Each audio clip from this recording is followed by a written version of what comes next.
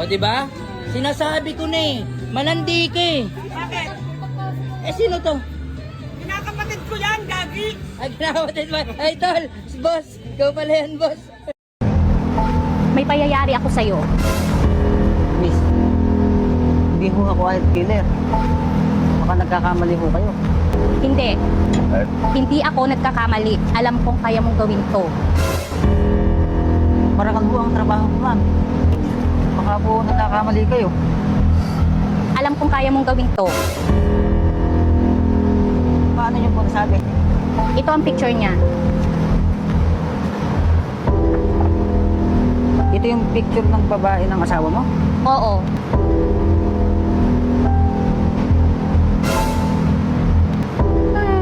Asawa ko to eh. Gusto mo laro na lang tayo? Ang laro. Bahay-bahayan. Bahay-bahayan? Oo, ako yung tatay, ikaw yung nanay. Ang yabang nyo dito. Alam nyo nagtitinda ako doon, nagtitinda din kayo dito? Bakit? Masama ba? Oo, alam mo nagtitinda ako doon eh. Hindi mo ba alam kung ilang kami magkakapatid? Wala akong pakialam. Ilan ba kayo? 10 kami magkakapatid, nag-iisa akong babae. 10 ba? Huwag kang gamo. Hoy! Ano yung pinagkakalat mong kabit ako ni Mayon? Ay, naku Mare, imposibleng sa akin manggaling yan. Bakit naman? Kasi ako yung kabit ni Mayor eh. Parang, ganyan yung cellphone nyo! Masa mo rin ako? Bigyan nyo, sir! Tukay na dyan! Isa pa! Kaya na! Diyan kayo! Binigyan mo yung cellphone ko. Sabi na kasi sir, ibigay daw ang mga cellphone. Tinago ko na nga. Hello, Labs. Asa ka ba? Oh, andito pa ako, natutulog pa ko eh. Mamaya na lang. Ay, natutulog ka pala? Oo, mamaya na lang, natutulog pa ako eh. Sige, bye-bye. Bili kayo ng saging bay. Magkano yan? Kung may bigas kayo, bigas na lang 2 kilo. Sige, antay ka lang ha. O sige, salamat. yan. Ha? Okay pa yan? Okay, hinog na hinog oh. Tapos meron pang hilaw oh. Sige, hintay lang. Okay, salamat. Nakakatakot na yung panahon ngayon. May nangunguha ng bata. May nangunguha ng dalaga. Pati asawa kinukuha na rin. Ay kuya, Oh, naglilista ako ng mga ano, ano yan? taga-barangay ako. Barangay? Oo nga, barangay. Ano nga yan? Para sa inyo? Namimigay kami ng ano. Ano yan? Bigla-bigla ka dito dadaan, tapos magaganyan ka. Ano ba yan? Pangalan. Ano mo nga muna yan, mamaya eh, papakulong muna ako niyan, eh, wala pa akong alam. Kuya, ang dami mong satsat. Taga-barangay lang ako, taga-dyan lang ako. Barangay ka ba talaga? Oo. Palagay mo sa akin, di mo nga yung mukha ko kung ano. O, edi, ano, Celso Cruz. Okay Ilang na. taon na? Ha? Ilang taon na? 23. Nagbumata ka ngayon ah. Ito pang pakalma to. Wow, vitamins. Kung ganyan ba na ganyan, kanina ko pa tinatanong kung ano eh. Ito pang patulog to. Pampatulog? Eh tama, minsan hindi ako makatulog eh. Okay pala ang barangay ha, namimigay ng ano ha, ng vitamins ha. Siyempre naman. Ang ganda ng pagkakabakalot. Dito sa barangay na to, Mukhang mamahalin ha. dito sa barangay natin, alaga ka. Oo, yun pala eh. O ano naman yan? Ito pang palabas yan para mailabas mo na yung mga ano mo. Para mailabas? Ay, pampaganda ng dumi. Oy, tama talaga. Minsan kasi nahirapan ako dumumi. Lalo pagka medyo hard yung kinakain ko, ayos to ah. Ganda pala yung barangay eh. Buti na lang talaga nandito ako sa barangay. Alagang ano ah. Alagang-alaga. Merong Kuya, inumin mo yan once a day lang ah. once a day. Oo. Pare-pareho to. Oo. Ano, Once a day. pagitan mo lang ng mga 15 minutes, tapos Iinom. iinumin mo. Paano inom? Isang kutsara? Tagli 5 kutsara yan. 5, ang dami naman. 5 ml. Para ano? Para mabilis mailabas yung mga nandyan sa ano mo. Yung sa dumi. Oo, sige. Oo, tama. Okay na to. Okay na. Ano yan ah? Inumin mo yan ah? Oo nga, 5 kutsara kada isa. Oo. Every 15 minutes. Vitamins. Puro vitamins to. Ang gulo-gulo mo naman. Kahina ka pa, hindi ko naman alam kung para saan to. Vitamins ba talaga to? Hindi ka nakikinig sa sinasabi ko kanina, ini-interview kita. Ano ba? Ito pang pakalma ng bulatel. pampatulog ng bulate. Ito pampalabas ng bulate. Para yung saan mo lumiit agad. Sige na, bye-bye. Bakit? Ibig sabihin, pampurga to ng bulate? Oo. Ang hamag yun. Wala na akong bulate, malaki lang talaga tiyan ko. Sa Michigan, USA, habang naglalakad ang lalaking ito, ay nakita niya sa isang billboard ang magarang kotse na gawa ng Tesla. At dahil sabi ni Elon Musk sa billboard, I get one for the price of two, ay nainis siya dito. Kaya't pinaandar niya ang kotse sa billboard at kanya itong itinakas. Noong bata pa ako, inutusan ako ng nanay kong bumili ng mantika. Dala-dala kong pera, barya. Pagdating sa daan, nahulog, nawala. Uwi ako, sabi ko, Nay, nawala yung pambiling mantika. Galit na galit ang nanay. Sinabihan ako, ikaw bata ka, makikita mo pagdating ng tatay mo. Kaya inintay ko ang tatay. Pagdating ng tatay, hinahanap ko sa tatay. Tay, yung pera pambiling mantika, makikita ko raw pagdating mo. Payag na akong ibigay ang sarili ko sa'yo sa isang kondisyon. Talaga ba? Sige, kahit anong kondisyon yan. Huwag ka nang magyoyosi. Oo, hindi na ako magyoyosi. Huwag ka nang magbabarkada. Sige, hindi na ako makikibarkada. Huwag ka nang mambabae. Oo naman, hindi na. At huwag ka na rin iinom ng alak. Susto ka naman kaya tayo. Chismis ka ng chismis, marites.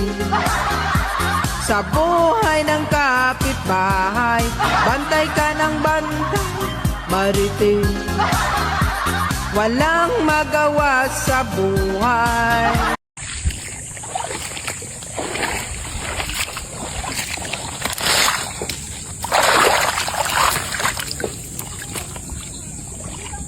Kumakain ang mag-asawa nang biglang may tumunog. Grabe ang takot ni Mrs. Tumakbo agad. Cellphone lang pala ni Mr. Hindi na natin maayos ito. Tigil na natin to. Hindi ko na kaya, paulit-ulit na lang. Sabi niya! Ano oras? Ito na lang suot ko o magpapalit ako? Wisit ka talagang lalaki ka? Kasama mo na ako kung kani-kanino ka pa nakatingin. Ano kung kani-kanino, eh sa'yo lang naman ako nakatingin. Tingnan mo, nagdi-deny ka pa. Mag-sorry ka na lang. Oh, sorry na. Sorry na, Bi. Nagsusorry ka, ibig sabihin totoo. Nagsusorry na nga ang tao eh. Nakakairita ka na. Lumayas ka na lang. Babae. Easy. Hoy, saan ka pupunta? Lalayas ka pa talaga. Eh, sabihin mo lumayas ako. Ay, suyuin mo na lang ako. O sige na, Bi, sorry na. Sa'yo lang naman ako nakatingin eh, sorry na. Tigilan mo nga ako. Huwag mo nga akong masuyo-suyo. Bi, sumusobra ka talagang babae ka, no? Hindi ko na alam gagawin ko sa'yong hayop. Boss, binta ko to 5K. Kailangan ko lang ng pera. Wow, ganda nito. Kay 10,000 nga ito Ay, lugi ako niyan, boss. 5K talaga last price ko dyan. Ayaw mo 10,000? Eh, 6K ang bili ko yan. Tapos bili mo ng 10,000? Oh, magmasal ka. Hindi na realize mo rin na tama ako at ikaw ang mali. It was at this moment he knew. He fucked up. Sabi ko sa'yo, makikinig ka eh.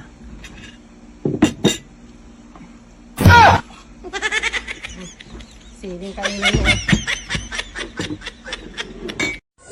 Sa amin sa Mindoro, ang tawag dito pag bubili ka, pabili po ng isang boteng mantika. Pero dito sa Quezon, kapag bumili ka, hindi mantika ang sasabihin mo, kundi langis. Tapos hindi bote. Ang tawag nila dito ay pandak. Tinapadaing at Sara. Tinapadaing at Sara. Pre, magkano at Sara mo? Ito, 20 pre. Marami pa ba yan? Oo, marami pa. Sige, ilako mo para maubos. What? No. Pre, biro lang. Biro lang, pre. Oy, Purban! Ano nga dito?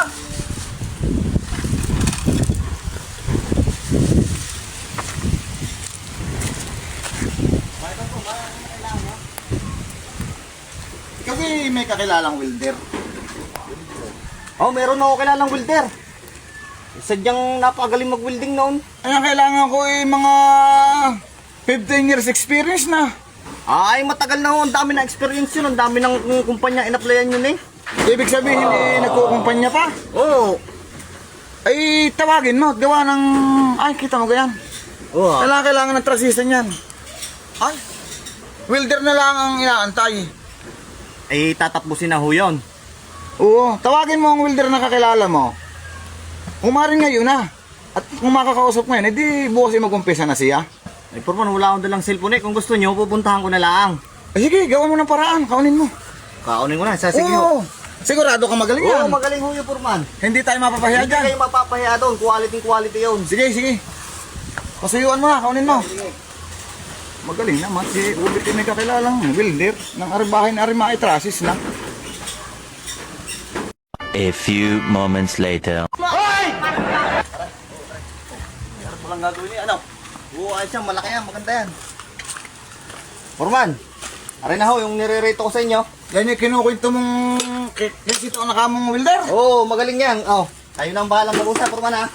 Tatapusin ko lang yung ginagawa ko. Yan ang maganda sa mga magtatrabaho. Kumplito ang gamit. Ba't naman may dala pang jackhammer?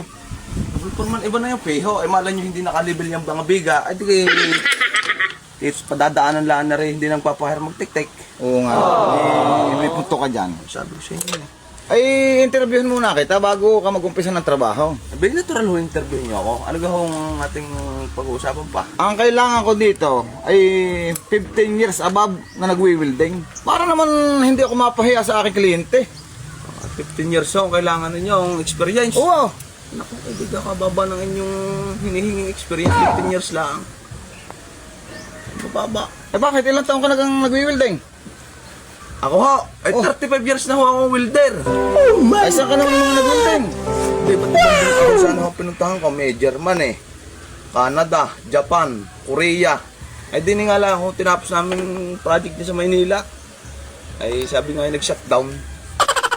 Ay di tama-tama yung aking kumpare. Sinabihan at nangangailangan daw ko dyan ng welder. Nagmamadali. Ay ikaw ang hinahanap ko.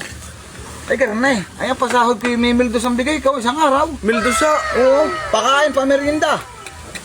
Ay, jackpot. Pwede ako. Pwede. Ay, kailan ako mag-umpisa? Mag-umpisa ka na bukas. Bukas ako? Ito to kasi sinabi mong 35 years ka ng welder. Oo, 35 years na ako akong welder sadya. Ay ilang taon ka na?